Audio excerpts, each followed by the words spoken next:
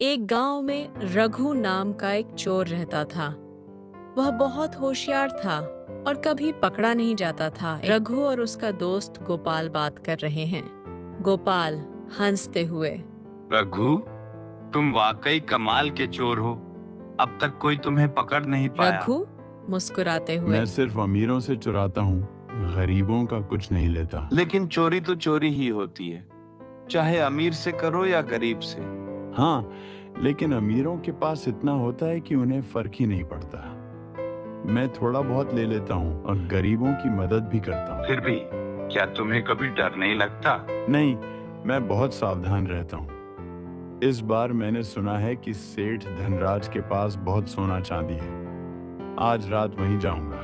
लेकिन सुना है कि सेठ बहुत चालाक आदमी है, कहीं पकड़ा न जाए। अरे, मैंने आज तक कोई चोरी की और पकड़ा गया हूँ, चिंता मत कर। रघु रात को चोरी के लिए निकल जाता है। रघु खिड़की से अंदर घुसता है और तिजोरी खोलने ही वाला होता है कि अचानक उसे एक तस्वीर दिखती है। यह तस्वीर किसकी है? नीचे कुछ लिखा है, मेरे पिता ईमानदारी ही सबसे बड़ी दौलत। रघु सोच में पड़ जाता है। तभी अचानक कमरे में लाइट जलती है और सेठ धनराज प्रकट होते हैं। आखिर तू पकड़ा गया। रघु चौंक जाता है लेकिन संभल जाता है। सेठ जी, मैं चोरी करने आया था, लेकिन आपकी यह तस्वीर देखकर मेरा मन बदल गया।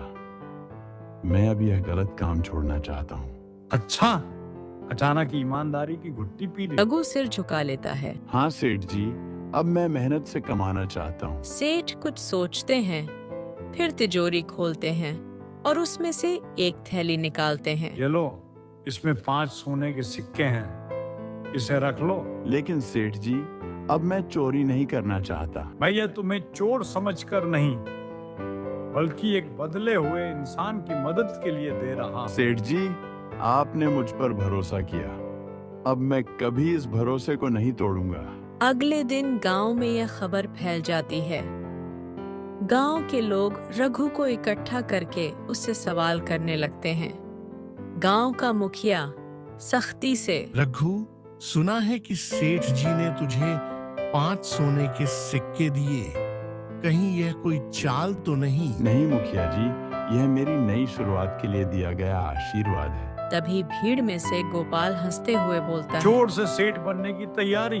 रघु मुस्कुराकर 5 सिक्के निकालता है और कहता है कि यह मेरी परीक्षा थी और अब मैंने साबित करूंगा कि मैं बादल चुका हूँ और जे सिक्के गांव की भलाई के लिए इस्तेमाल करूंगा। गांव वाले खुशी से झूम उठते हैं और रघु को एक मौका देने के लिए मान जाते हैं।